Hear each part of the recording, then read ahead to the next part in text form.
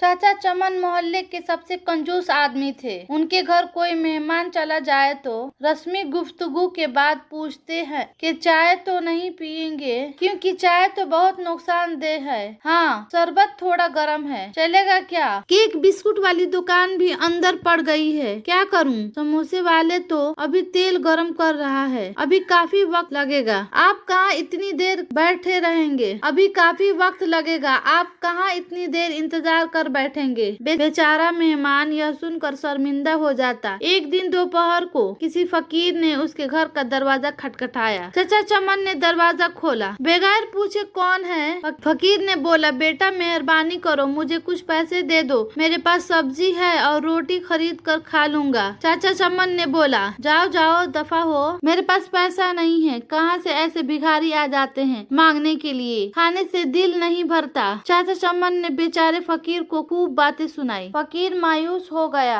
आखिर उसके जुबान से बद्दुआ निकली, अल्लाह तुझे हमेशा खाने से दूर रखे, तू कभी कुछ न खा सके। इतना कहकर वो फकीर वहाँ से चला गया। कुछ दिन बाद चाचा चमन के पेट में शदीद दर्द उठा। दर्द इतना शदीद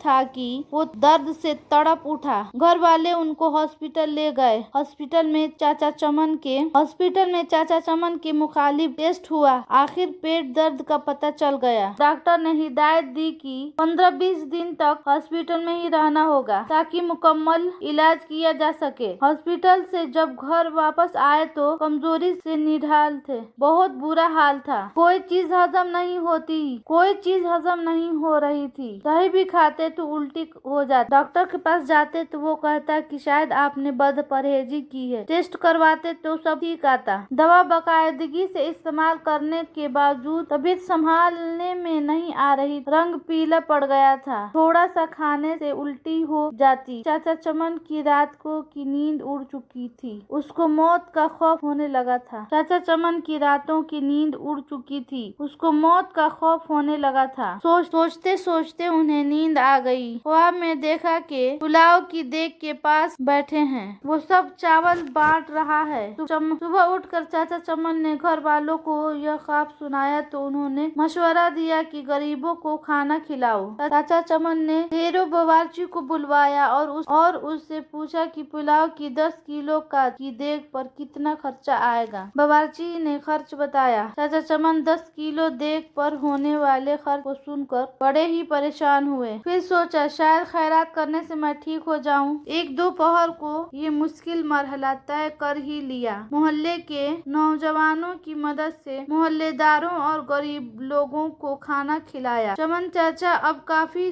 पुरसुकून रहने लगे, लेकिन जब उस फकीर का ख्याल आता तो फिर वही मनहूस दर्द शुरू हो जाता। कई दिन ऐसे ही बीत गए। एक शाम को किसी फकीर की आवाज आई, अल्लाह के नाम पे दे दो बाबा। चाचा चमन भाग कर गए तो देखा कि वही फकीर खड़ा था जिसने उन्हें बद्दुआ दी थी। चाचा चमन उस फकीर के हाथ पकड़कर अपने घर में अंदर ले आए। फौरन ही उन्हें अपने बड़े लड़के को होटल से कई किस्म के खाने लाने के लिए भेजा। कुछ देर बाद लड़का होटल से बहुत से खाने ले आया। चमन चाचा और फकीर ने पेट भर के साथ ही खाया। जाते वक्त फकीर बहुत खुश था। एक हफ्ते के इलाज के बाद चाचा चमन मुकम्मल तौर पर सेहतयाब हो चुके थे।